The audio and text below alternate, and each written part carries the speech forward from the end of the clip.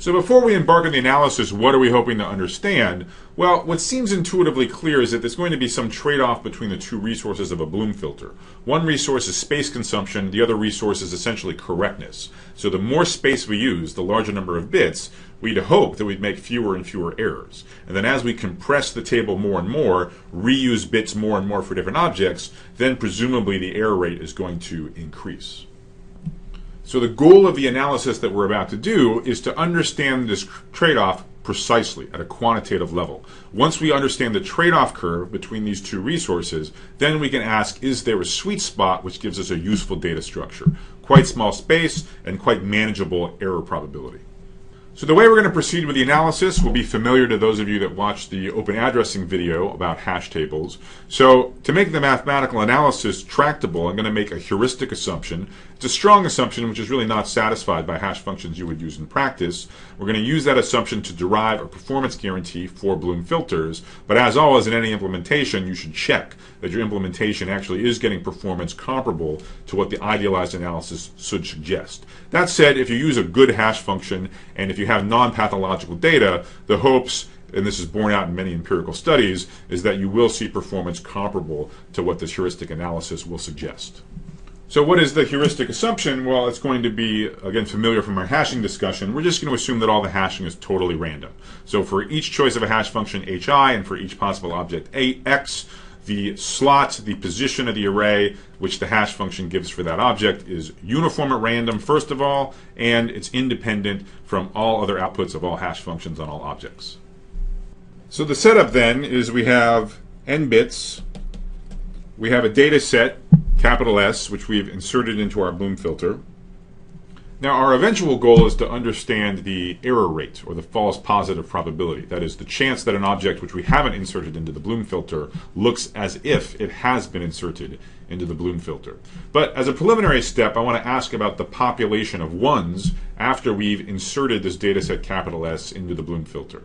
So specifically, let's focus on a particular position of the array, and by symmetry it doesn't matter which one, and let's ask what is the probability that a given bit, a given position in this array, has been set to 1 after we've inserted this entire dataset capital S. All right, so this is a somewhat difficult quiz question, actually. The correct answer is the second answer. It's 1 minus quantity, 1 minus 1 over n raised to the number of hash functions k times the number of objects, the cardinality of s. That's the probability that, say, the first bit of a Bloom filter has been set to 1 after the dataset capital S has been inserted. So the maybe easiest way to see this is to first focus on the first answer. So the first answer is going to be the probability, I claim, that the first bit is 0 after the entire data set has been inserted. Then, of course, the probability that it's 1 is just 1 minus this quantity, which is equal to the second answer. So we just need to understand why the first choice is the probability that the first bit equals 0. Well, it's initially 0, and remember, stuff is only set from 0 to 1. So we need to analyze the probability that this first bit survives all of these darts that are getting thrown to the Bloom filter over the course of this entire data set being inserted. So there are these cardinality of S objects, each get inserted. On an insertion, k darts, uniformly at random and independent from each other, are effectively thrown at the array, at the Bloom filter. Any position that a dart hits gets set to 1. Maybe it was 1 already, but if it was 0, it gets set to 1. If it's 1, it stays 1. So how is this first bit going to stay 0? Well, it has to be missed by all of the darts. A given dart, a given bit flip, is uniformly likely to be any of the n bits. So the probability that winds up being this bit is only 1 over n. The probability that it's fortunately somebody else, well, that's 1 minus 1 over n. So you have a chance of surviving a single dart with probability 1 minus 1 over n. There's the number of hash functions k times the number of objects, cardinality of S darts being thrown, right? K per object that gets inserted. So the overall probability of eluding all of the darts is 1 minus 1 over n raised to the number of hash functions k times the number of insertions, cardinality of S. And again, the probability that it's 1 is just 1 minus that quantity, which is the second option in the quiz. So let's go ahead and resume our analysis using the answer to that quiz.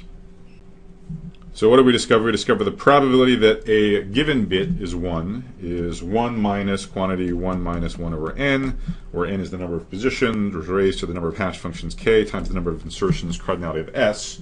So that's a kind of messy quantity. So let's recall a simple estimation fact that we used once earlier.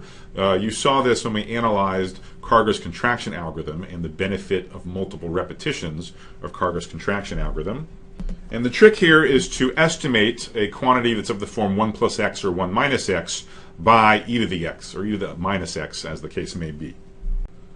So if you take the function 1 plus x, which goes through the points minus 1, 0, and 0, 1, and of course is a straight line, and then you also look at the function e to the x, well, those two functions are going to kiss at the point 0, comma 1, and everywhere else e to the x is going to be above 1 plus x. So for any real value of x, we can always upper bound the quantity 1 plus x by e to the minus x. So let's apply this fact to this quantity here, 1 minus 1 over n raised to the k times cardinality of s. We're going to take x to be minus 1 over n. So that gives us an upper bound on this probability of 1 minus e to the minus k times the number of insertions over n. Okay, so that's taking x to be minus 1 over n. Let's simplify our lives a little bit further by introducing some notation. So I'm going to let b denote the number of bits that we're using per object. So this is the quantity I was telling you to think about as 8 previously. This is the ratio n, the total number of bits, divided by the cardinality of s. So this green expression becomes 1 minus e to the minus k over b, where b is the number of bits per object. And now we're already seeing the type of trade-off that we were expecting. Remember, we were expecting that as we use more and more space, then the error rate we think should go down. So if you compress the table a lot, so you reuse bits for lots of different objects, that's when you start going to see a lot of false positives. So in this light blue expression, if you take the number of bits per object, so the number of space, the amount of space, little b, if you take that growing very large, tending to infinity, this exponent tends to 0, so e to the minus 0 is 1, so overall this probability of a given bit being 1 is tending to 0. So that is, the more bits you have, the bigger space you have, the smaller the fraction of ones, the bigger the fraction of zeros. That should translate to a smaller false positive probability, and that's what we'll make precise on the next and final slide. So let's rewrite the upshot from the last slide. The probability that a given bit is equal to 1 is bounded above by 1 minus e to the minus k over b, where k is the number of hash functions and b is the number of bits we're using per object. Now this is not the quantity we care about. The quantity we care about is a false positive probability, where something looks like it's in the Bloom filter even though it's never been inserted. So let's focus on some object like some IP address which has never ever been inserted into this Bloom filter. So for a given object x, which is not in the data set, that is, has not been inserted into the Bloom filter, what has to happen for us to have a successful lookup, a false positive, for this object? Well, each one of its k bits has to be set to 1. So we already computed the probability that a given bit is set to 1. So what has to happen for all k of the bits that indicate x's membership in the Bloom filter, all k of them have to be set to 1. So we just take the quantity we computed on the previous slide and we raise that to the kth power, indicating that it has to happen k different times. So believe it or not, we now have exactly what we wanted, what we set out to do, which is derive a quantitative understanding of the intuitive trade-off between, on the one hand, the space used, and on the other hand, on the error probability, the false positive probability. So we're going to call this green circled quantity a name. We'll call it epsilon for the error rate, and again, all errors are false positives. And again, as b goes to infinity, as we use more and more space, this exponent goes to 0, so 1 minus e to that quantity is going to 0 as well, and of course once we power it to the kth power, it gets even closer to 0. So the bigger b gets, the smaller this error rate epsilon gets.